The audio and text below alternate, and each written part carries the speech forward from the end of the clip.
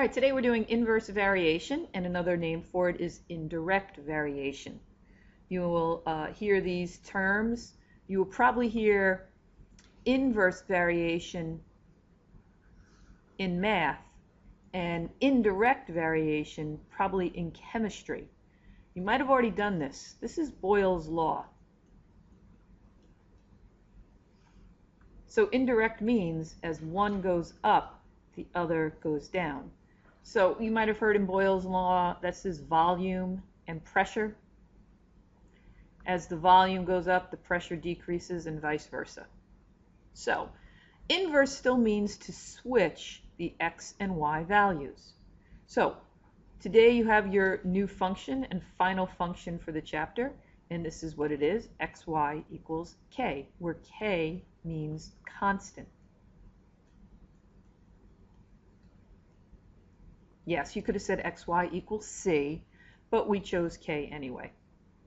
So you have two variations this chapter that you need to know. One was direct variation, and the other is indirect variation. So direct variation is in the form y equals a slope times x. And remember, direct variation goes through the origin.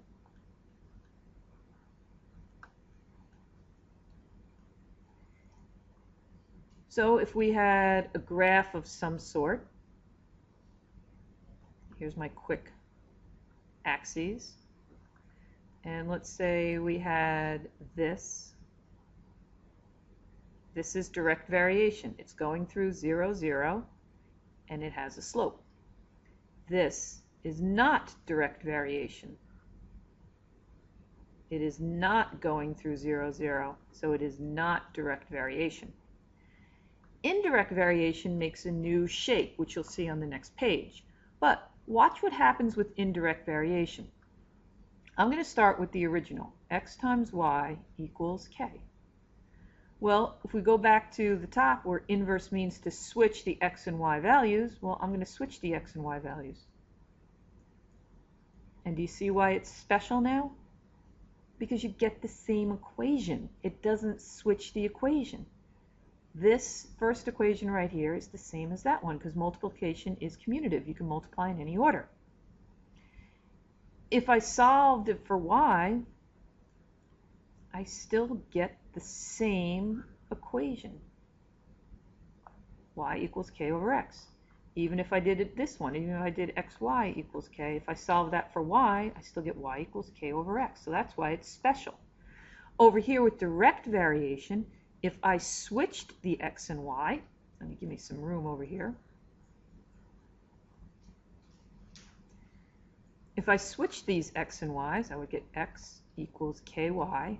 Now solve for y, I would get x over k equals y.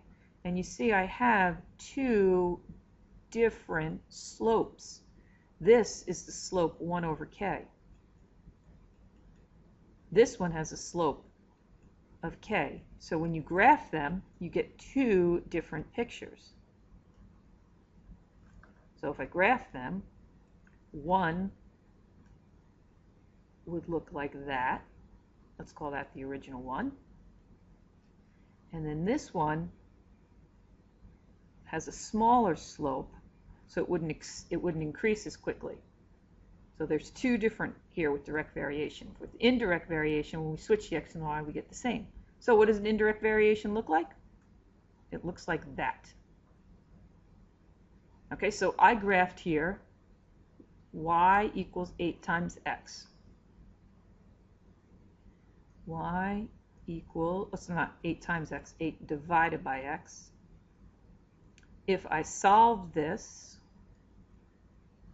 just to show you, all this graph is saying is give me two numbers that when you multiply them together, you get 8. All right, look at this point right here. This is the point 1, 8. This is the point 2, 4. This is the point 4, 2. And this is the point 8, 1. How easy is it to graph these?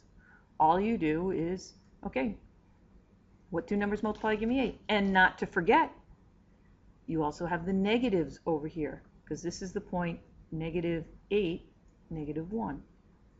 And this is the point -4, -2, etc., etc. So you get these inverse variations. And notice, indirect, as these x values are going up, the y values are going down.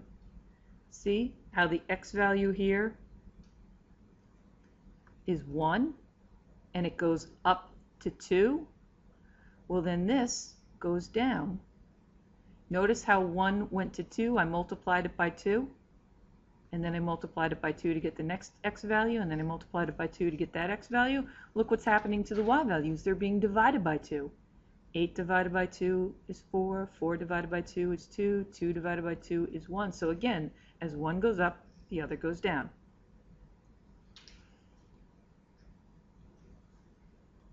All right, so graphing them is real simple. Let's take a look at the common words that they're going to ask you. Domain. Domain are the x values.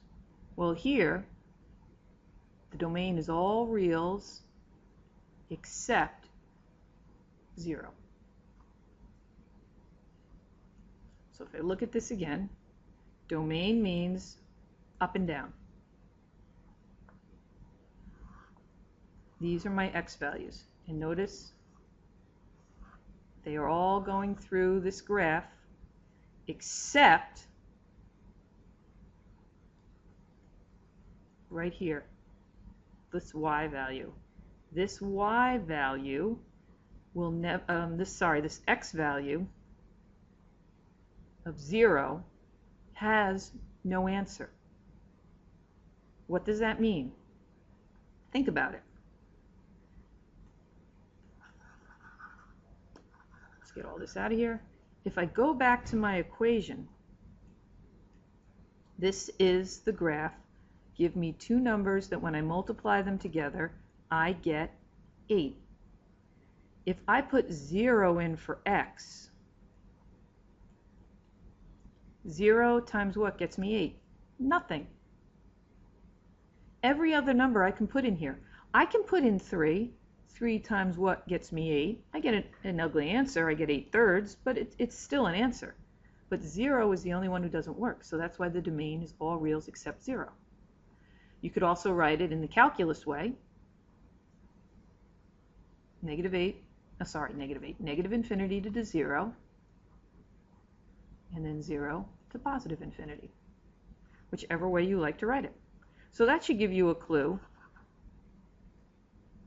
on the range. Let's take this line and let's spin it around so I can look at the range, because range goes horizontally, and every number in the range is going to pass through this graph.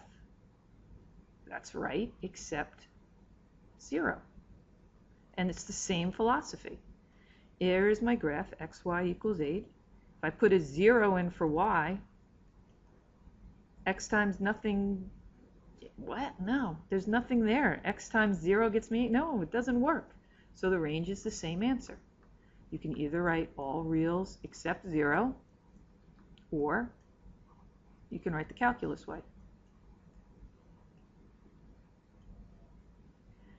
Asymptotes, I just answered the question with what an asymptote is. Remember, an asymptote is a line that the graph gets very, very close to but never touches. It's the game you always played with your little brother or sister in the car to annoy them. I'm not touching you, I'm not touching you, I'm not touching you. And it's the same thing here. A line, excuse me.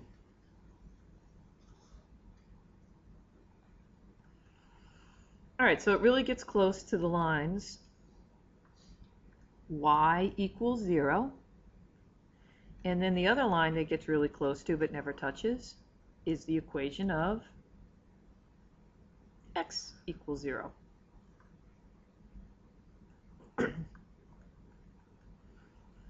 Okay, is this a function? Well, we're just going to use this line that we have right here. And does this line touch more than once? Nope. So it is a function. Is it a one-to-one function? Sorry, is it one-to-one? Let's use our horizontal line test. Is it one-to-one? Yes, it is. It only crosses in one spot anytime. So I'm going to jump down to here. Is it a one-to-one function? Yes, it is, because it is one-to-one and it is a function. Is it onto? In other words, does it map onto every range number? Nope, right here. Doesn't map onto 0. We learned that right here in the range. So is it onto? No, it is not onto.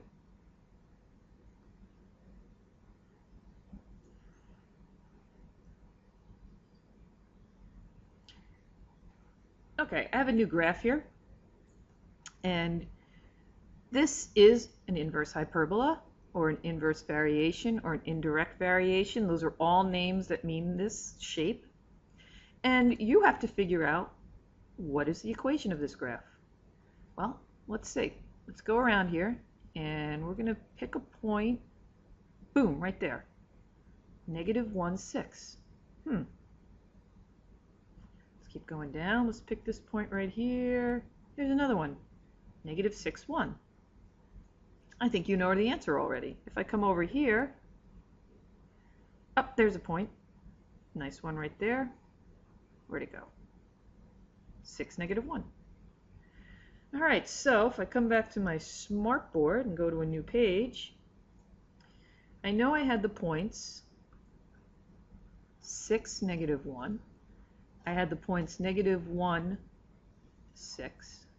And I had the points -6, 1. All right, I know that anytime I have a shape that looks like this, or looks like this, it's of the form x times y equals k. All right, well, let's see. Let's just try one of these. Let's try this one. X is 6, y is -1. They get multiplied together, so my constant must be -6. Oh, I guess this was the graph. X times y equals -6. And if I want to solve it for y, y equals -6 over x. And that is in the form of indirect variation. That's it. All done.